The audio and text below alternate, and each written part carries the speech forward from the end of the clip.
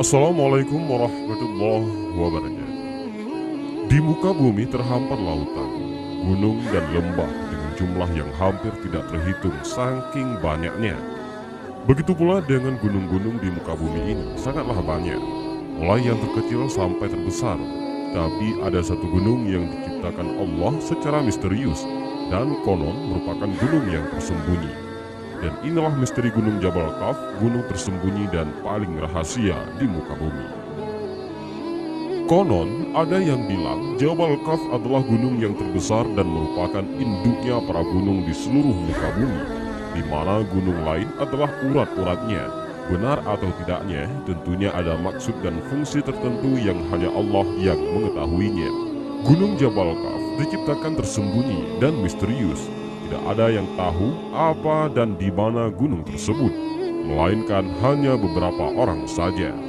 Banyak pertanyaan mengenai Jabal Kaf, seperti apa bentuk dan ukuran gunung Kaf itu, apa fungsinya di bumi, dan benarkah Jabal Kaf gunung terbesar di muka bumi? Dan mari kita simak dalam video ini. Sesungguhnya, di balik gunung Kaf terdapat sebidang tanah putih yang tiada tumbuhannya. Luas tanah tersebut seperti luas dunia 7 kali. Di situ penuh sesak dengan malaikat, sehingga andai kata sebuah jarum dijatuhkan dari atas, niscaya terjatuh di atas salah satu dari mereka. Tiap-tiap tangan mereka memegang bendera yang panjangnya 40 farsah. Tiap bendera tulisannya La ilaha illallah Muhammadur Rasulullah.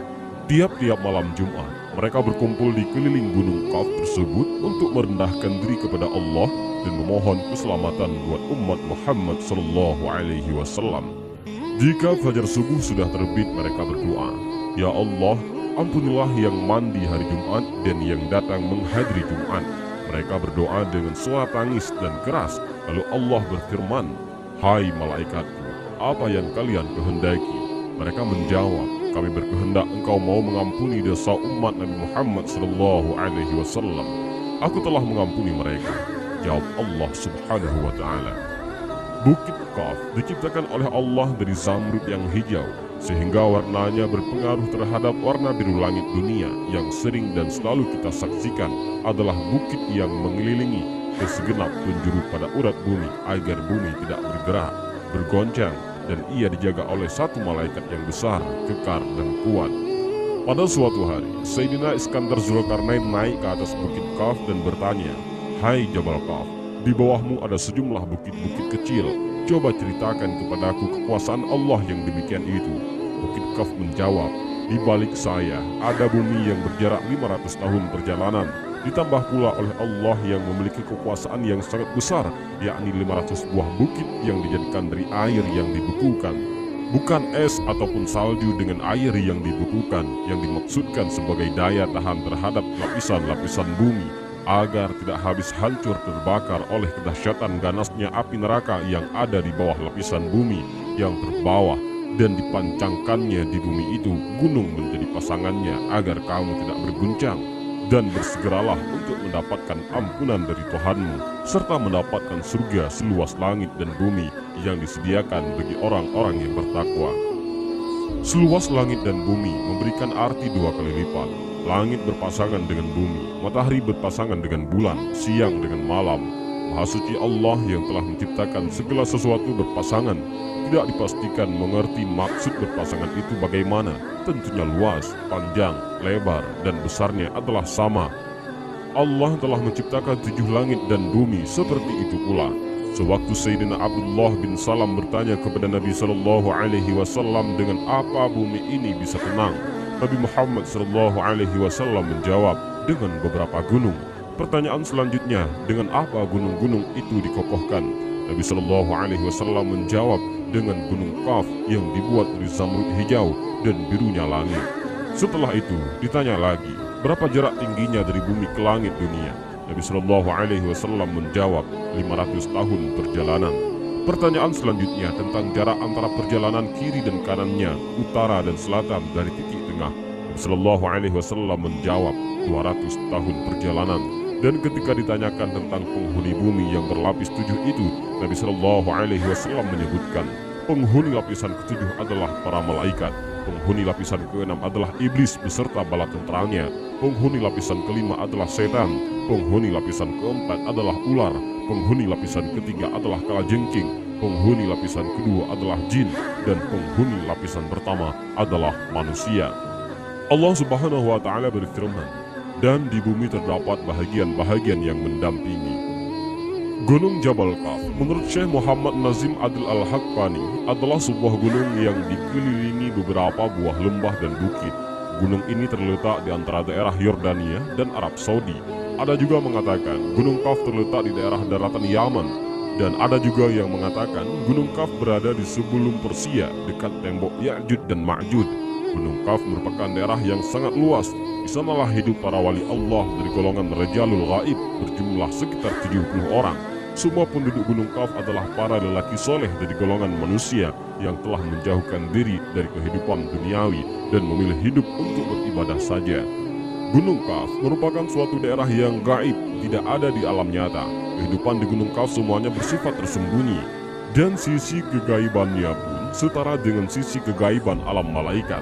Konon, tidak jauh dari Gunung Kaf tersebut terdapat sebuah pulau ataupun Pulau Al-Khabir, tempat bertemunya dua arus air laut dan sungai. Di pulau itulah Nabi Khidir alaihi salam tinggal. Selain Gunung Kaf, terdapat juga Gunung Nun. Gunung Nun terletak di daerah paling timur dunia, yang mengatakan di daerah itu adalah Pulau Kalimantan. Gunung Nun merupakan daerah yang hampir mirip dengan Gunung Kaf. Perbedaannya adalah, jika Gunung Kaf penduduknya semua kaum lelaki, sedangkan Gunung Nun, semua penduduknya yang berjumlah 30 orang adalah dari kaum wanita. Mereka semua merupakan para perempuan gaib. Yang jelas, baik Gunung Kaf, Gunung Nun, Bukit Merah, ataupun Pulau Al-Khabir, Tembok Zulkarnain, Danau Hayat, dan berbagai alam para wali Allah lainnya, hanya para wali dan orang soleh saja yang bisa pergi ke sana. Gunung Kaf, kotanya para wali. Ini menurut Syekh Muhammad Nazim Adil Al-Haqqani. Gambaran penduduk Gunung Jabal Kaf pada tanggal 27 Rajab tahun ke-11 setelah Nabi Muhammad SAW diangkat menjadi Rasul, yang berarti beliau telah berumur 51 tahun. Beliau dipanggil Allah untuk menghadapi haribaannya dengan Isra dan Mi'raj sebagai wahana menyampaikan maksud tersebut. Padahal perjuangan Islam di kala itu menghadapi ujian yang maha berat, gangguannya dan hina semakin hebat. Dengan demikian, peristiwa Isra dan Mi'raj itu dimaksudkan untuk menambah kekuatan iman dan keyakinan beliau sebagai Rasul yang diutus oleh Allah ke tengah-tengah manusia untuk menyampaikan risalahnya. Ketika Rasulullah SAW menjalani Mi'raj itulah, beliau melihat sebuah gunung yang cukup besar, Kaf namanya. Ia berada di sebuah padang perak mengkilat yang menghemparkan. Di belakang gunung itu masih ada 70 gunung yang lain lagi. Dan di belakangnya terdapat suatu kota. Di antara kota-kota itu ada yang berpenghuni makhluk dari jenis Bani Adam.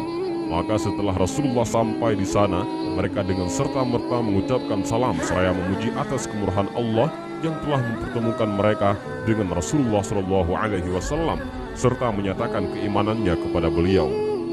Siapakah kalian? Nampaknya kami belum pernah melihat kalian. Begitu sapa Rasulullah SAW di awal perjumpaan. Maka seorang pimpinan mereka tampil ke muka menerangkan jati dirinya. Kami merupakan komunitas kaum Bani Israel yang hidup setelah Nabi Musa alaihissalam diutus oleh Allah. Namun setelah beliau wafat, terjadilah huru-hara dan perpecahan antara Bani Israel, sehingga menimbulkan berbagai bencana yang begitu dahsyat. Pada masa itu, tidak kurang dari 43 nabi terbunuh, sehingga masyarakat tidak lagi mengetahui mana yang hak dan mana yang batil. Menyadari terjadinya keracuan seperti itu, kira-kira ratusan orang yang ahli ibadah dan bersikap zuhud tampil untuk membenahi masyarakat. Digelarnya Amar Ma'ruf dan Nahi Munkar. Namun Bani Israel malah menghabisi mereka. 200 orang itu dibunuh dalam satu hari. Setelah periode tersebut, keadaan masyarakat menjadi lebih runyam lagi. Keonaran muncul di mana-mana dan tampak sudah sulit dipadamkan. Dari sebab tidak mampu kami untuk mengulangi bencana dengan segala ini, kami berdoa kepada Allah semoga Allah menyelamatkan kami dari bencana yang mengancam keselamatan akidah kami. Dan ketika kami masih berdoa itulah, tiba-tiba hamparan-hamparan tanah yang berada di hadapan kami terkuak lebar. Kemudian kami terperosok ke dalamnya dan terus terperosok sampai dasar bumi. Kami berada di sana selama 18 bulan. Dan setelah itu baru kami bisa keluar menuju tempat ini. Sebelum kesemuanya terjadi, Nabi Musa alaihissalam telah berpesan kepada kami bahwa jika saja kami bisa menjumpai Nabi Muhammad SAW yang akan diutus pada akhir zaman, hendaklah kalian sampaikan salamku padanya. Berpesan pula agar engkau mengajari kami mengenai Al-Quran, salat, puasa, berjumatan, dan hukum-hukum yang lain. Maka pada kesempatan itu pun mereka pun diajari oleh Rasulullah SAW mengenai apa yang telah diwasiatkan oleh Nabi Musa alaihissalam. Kemudian Rasulullah berkeliling melihat kehidupan mereka. Dalam perjalanan inilah beliau melihat banyak keganjilan yang belum pernah dilihatnya selama ini. Mengapa rumah kalian selalu terbuka siang dan malam? Tidak pernahkah kalian tutup? Tanya Rasulullah. Kami merupakan suatu kaum yang sangat aman. Tidak pernah terjadi keributan sama sekali, baik mengenai harta ataupun yang lain. Dengan demikian, kami tidak memerlukan penjaga keamanan. Begitu jawab mereka. Rasulullah SAW bertanya lagi, terlihat pula rumah kalian tertata rapi dalam tipu yang sama yang nampak keasliannya. Mengapa? Masyarakat di sini, kata mereka, merupakan komunitas satu hati. Duduk pun sama rendah dan berdiri sama tinggi, berat sama dipikul dan ringan sama dijinjing. Tidak seperti perumahan yang ada di dunia, kendati dalam tipu yang sama, namun menjadi rumah sangat semeraut, tersebab hati mereka yang sangat serakah dan mengandungi dunia. Rasulullah SAW bertanya lagi, mengapa pula masjid kalian begitu jauh dari perumahan? Mereka menjawab, tidak lain agar menambah pahala kami, di mana seseorang yang berangkat ke masjid dari tempat yang jauh, pahalanya akan melebihi mereka yang berada di dekat masjid. Itulah tujuan kami. Rasulullah SAW melanjutkan, mengapa jika saja terdapat salah satu anggota keluarga yang mati, mereka selalu dikuburkan di depan rumah? Mereka menjawab, kebijaksanaan itu tiada lain agar mereka dalam mengarungi kehidupan dunia ini selalu ingat terhadap maut yang selalu mengintai setiap waktu. Dengan demikian, kami akan selalu beramal kebajikan sebagai persiapan apa yang terjadi setelah maut merenggut jiwa kami. Rasulullah melanjutkan, mengapa aku melihat kalian tidak pernah tertawa? Sikap yang demikian itu tiada lain karena kebanyakan tertawa akan menyesatkan hati sehingga lama-kelamaan akan tertutup hidayah. Dan demikianlah sikap kami, wahai Rasulullah. Tegas mereka kembali. Adakah kalian pernah mengalami sakit? Tanya Rasulullah. Lebih lanjut, sakit merupakan penghapus terhadap dosa. Padahal komunitas kami tidak mengenal dosa, juga tidak pernah melakukannya. Dengan demikian, kami tidak pernah mengalami sakit. Adakah kalian juga bercocok tanam? Rasulullah kembali bertanya. Benar, kami juga bercocok tanam. Namun setelah itu kami serahkan saja kepada Allah sampai datangnya hari panen. Dan ketika panen itulah kami berkumpul bersama untuk mengambil sebahagian kecil panen tersebut. Kemudian kami biarkan saja sisanya yang tertinggal lebih banyak. Jawab mereka. Adakah kalian memiliki binatang ternak? Tanya Rasulullah SAW. Benar, seluruh binatang ternak kami selalu berada di padang Sahara. Hanya saja, jika kami memerlukan satu ataupun dua kami langsung mengambil seperlunya. Kemudian sebahagian besar yang lain kami tinggalkan begitu saja di sana. Jawab mereka, tambah aneh pula. Aku lihat, kata Rasulullah, mengapa wajah-wajah kalian memucat? Tiada lain perubahan warna tersebut karena seluruh masyarakat kami merasa takut sekali atas kematian. Dalam arti bukan karena mencintai kehidupan dunia, namun amal-amal kami yang kelak sebagai bekal di akhirat serasa belum cukup untuk menghadapi huru hara di belantara kiamat nanti. Rasulullah bertanya kembali, adakah sering terjadi kematian di kalangan masyarakat kalian? Rata-rata dalam masyarakat kami akan terjadi kematian satu orang dalam jangka setahun, tidak lebih, sambung mereka kembali. Setelah dialog tersebut selesai, Rasulullah segera berpamitan untuk meneruskan perjalanannya bersama Jibril alaihissalam. Demikianlah beberapa riwayat mengenai ulasan misterius Gunung Jabal Kaf yang pernah digambarkan dan diceritakan Rasulullah SAW dan juga dari sumber lainnya. Sampai saat ini, dunia barat belum bisa menemukan dengan teknologinya karena hijab gunung ini tertutupi dari mata orang-orang kafir. Dan mudah-mudahan hal ini menambah keimanan kita. Demikianlah video singkat ini, mudah-mudahan ada manfaatnya. Wallahu a'lam bishawab. Assalamualaikum warahmatullahi wabarakatuh.